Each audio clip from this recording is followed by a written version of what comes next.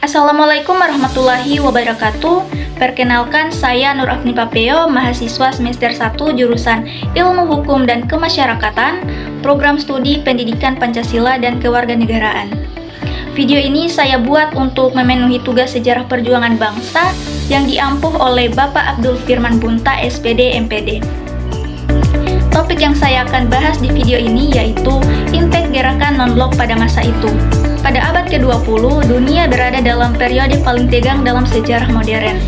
Perang dingin membela bangsa-bangsa menjadi dua kubu yang saling mencurigai. Blok Barat yang dipimpin Amerika Serikat dan Blok Timur yang dikendalikan Uni Soviet. Di tengah tekanan politik, militer, dan ideologi yang begitu kuat, muncul sebuah gerakan baru, yaitu gerakan non-blok. Sebuah gerakan yang memilih jalan mandiri tanpa tunduk pada kekuatan besar manapun. Salah satu dampak terbesar gerakan non-blok pada masa itu adalah kemampuannya meredakan ketegangan perang dingin ketika kedua superpower saling memamerkan kekuatan nuklir. Negara-negara non-blok tampil sebagai suara netral yang menyerukan perdamaian. Mereka menolak terjebak dalam perseteruan ideologi dan mendorong konsep peaceful coexistence atau hidup berdampingan secara damai.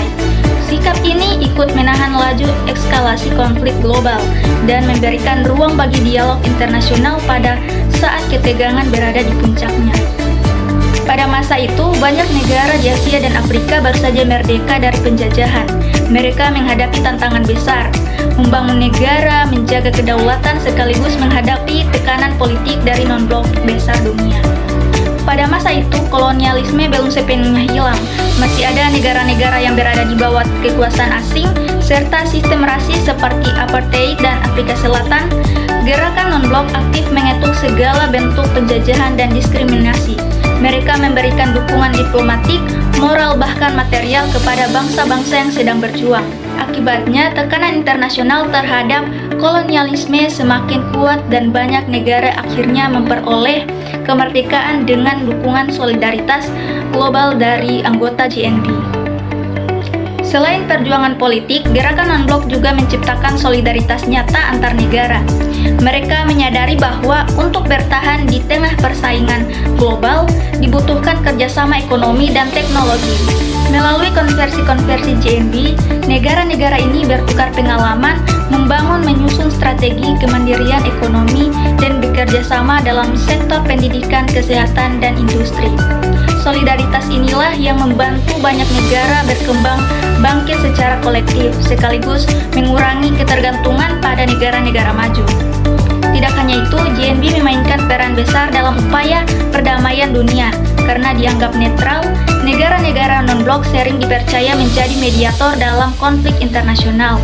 Mereka mendorong pengurangan senjata nuklir serta uji coba senjata pemusnah massal, serta mendukung kesepakatan damai di berbagai wilayah dunia. Suara kolektif gerakan non-blok telah memengaruhi banyak keputusan PBB, terutama dalam isu-isu dekolonisasi, hak asasi manusia, dan perdamaian internasional.